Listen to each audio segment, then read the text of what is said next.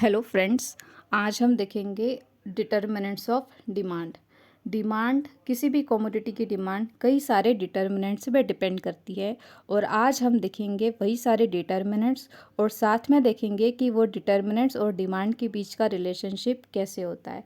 सबसे पहले हम देखेंगे determinants of demand by a consumer और फिर हम देखेंगे डिटर्मिनेंट्स ऑफ मार्केट डिमांड। सो शुरू करते हैं हम determinants of demand by a consumer. ठीक है, the demand for a commodity or a quantity demanded of a commodity on the part of consumer। ठीक है, कंज्यूमर जो भी कमोडिटी की क्वांटिटी डिमांड करता है वो कई सारे फैक्टर्स पे डिपेंड करते हैं। तो सबसे पहला फैक्टर क्या है हमारा, price of a commodity. Suppose यहाँ पे बात हो रही है एक्स कमोडिटी की क्वांटिटी जो कंज्यूमर डिमांड कर रहा है उसे ले लेते हैं X. So price of a commodity या price of a X commodity. दूसरा है price of other related commodity. ठीक है, कमोडिटी एक्स से रिलेटेड जो भी अदर कमोडिटीज़ है उनका प्राइस। थर्ड फैक्टर है इनकम ऑफ अ कंज्यूमर का इनकम। और फोर्थ है टेस्ट ऑफ द कंज्यूमर। ठीक है, इन्हीं से मिलके हमारा बना हुआ है डिमांड फंक्शन। डिमांड फंक्शन हमें क्या बताता है? डिमांड फंक्शन हमें बताता है कि एक रूल शो करता है जिसमें हमें ये पता चलता है कि क्वांटिटी जो डिमांड होती है, क्वांटिटी डिमांडेड जो होती है वो डिपेंड करती है कई सारे फैक्टर्स पे। तो वो सारे जो या कई सारे फैक्टर्स मतलब अभी हमने जो फैक्टर्स देखे उन पे। तो यहाँ पे dx जो है, dx क्या है? Quantity demanded of a X commodity. px जो है price of X commodity. py price of substitute commodity. pz price of complement good.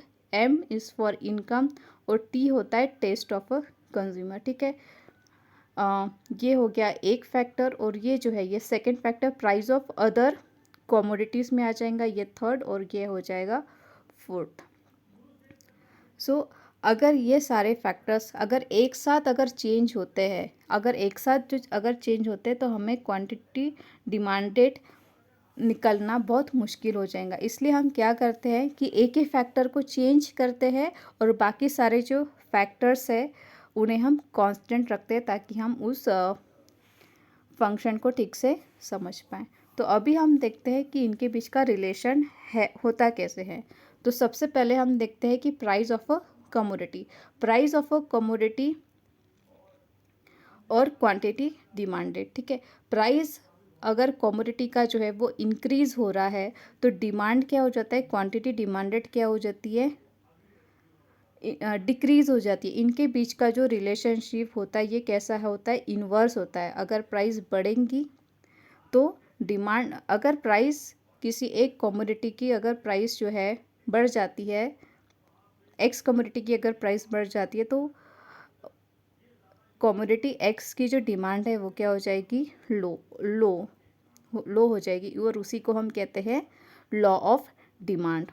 Next है size of a consumers income.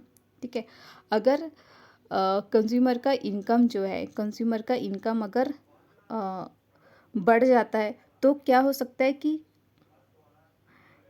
Demand of a good x क्या हो जाएगा, बढ़ जाएगा। तो अगर गुड एक्स का डिमांड बढ़ जाता है कंज्यूमर का इनकम इंक्रीज होने के साथ तो इसे हम कहते हैं नॉर्मल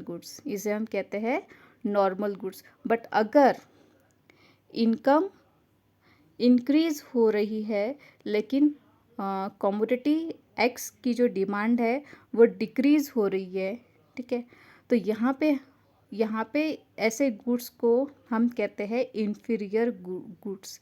ऐसा भी हो जाता है कि कुछ इनकम बढ़ने के साथ साथ कुछ कमोडिटी की जो डिमांड होती है कंज्यूमर के तरफ से वो कम हो जाती है। इसका मतलब इन्फीरियर गुड कहा जाता है उन्हें। इसका मतलब ये नहीं कि उनकी क्वालिटी लो होती है, क्वालिटी का संबंध उसके साथ नहीं है, उसका अफोर्डेबिलिटी के साथ संबंध होता है इन्फीरियर गुड्स का, कि कंज्यूमर जो है वो और कॉस्टलियर गुड्स खरीद सकता है, इसलिए वो कुछ गुड्स की डिमांड उसके लिए कम हो जाती है।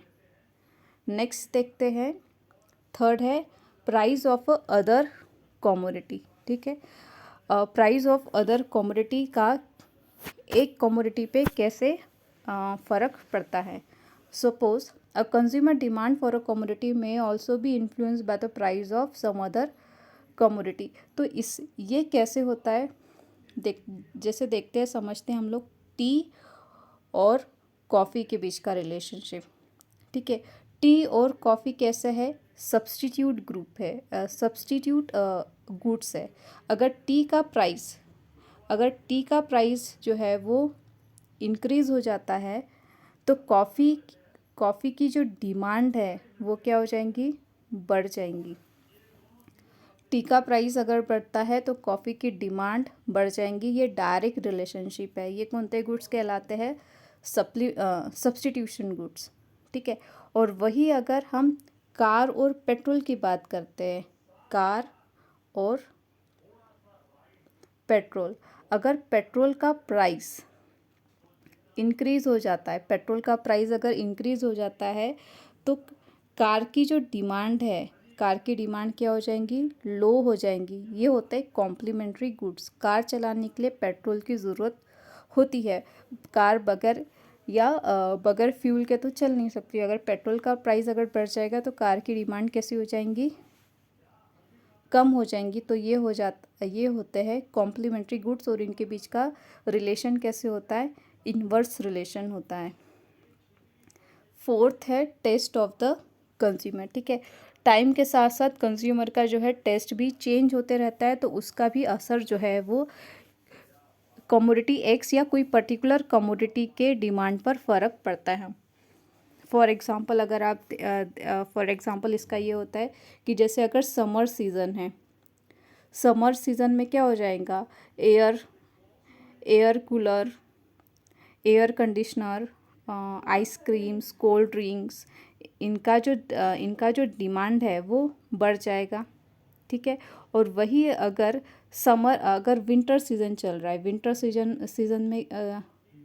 सीज़न में क्या हो जाएगा, वार्म क्लोथ्स, है ना, टी, कॉफ़ी, हीटर। ठीक है, इन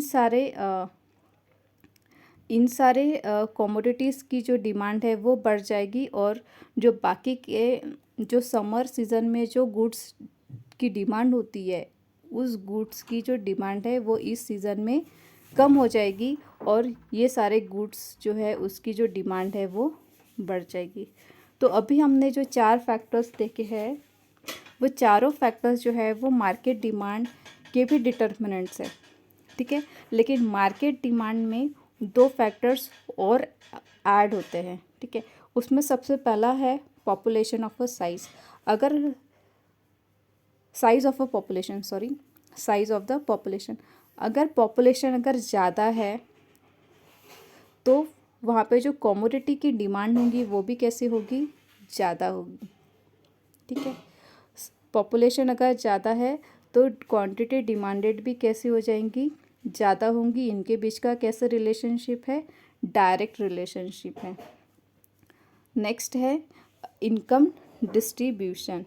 अब इनकम डिस्ट्रीब्यूशन कैसा है, किसी कंट्री की अगर हम बात करते हैं तो वहाँ पे इनकम डिस्ट्रीब्यूशन कैसा है, इनकम का जो डिस्ट्रीब्यूशन हो रहा है वो किधर ज़्यादा जा रहा है, रीच की तरफ ज़्यादा जा रहा है या पुअर की तरफ ज़्यादा जा रहा है। अगर रीच की तरफ ज़्यादा जा रहा है इनकम का काफ़ी सारा हिस्सा, तो वहाँ पे जो लग्जरियस गुड है उसकी डिमांड ज़्यादा रहेंगी, और पुअर की तरफ अगर जा रहा है तो क्या होगा, वेज गुड्स जो होते हैं उनकी डिमांड्स वहाँ पे ज़्यादा रहेंगी।